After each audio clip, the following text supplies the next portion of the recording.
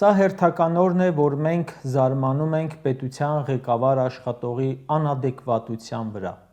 Նիկոլ Փաշինյանը իրավապահների գրոհ է կազմակերպել Ռուսաստանաբնակ հայտնի գործարար, բարերար Սամվել Կարապետյանի Երևանում գտնվող առանձնատան վրա։ Գիտեք ինչի համար։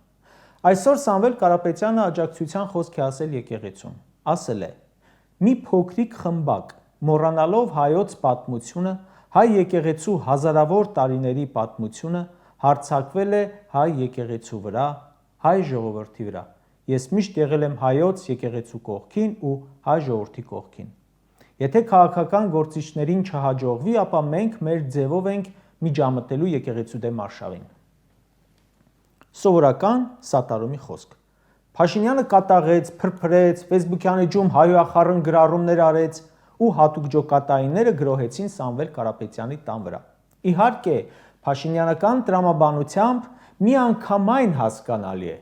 Նիկոլ Փաշինյանը, ինչպես երևում է, փորձում է հիմքից քանդել եկեղեցին, իսկ Սամվել Կարապետյանը մայրաթոռի երկարամյա բարերարներից մեկն է։ Փաշինյանը Սամվել Կարապետյանի ու հայ ժողովրդի հետ ունի բարոյական պատերազմ, հավատի պատերազմ, ըստ երևույթին կրոնի պատերազմ։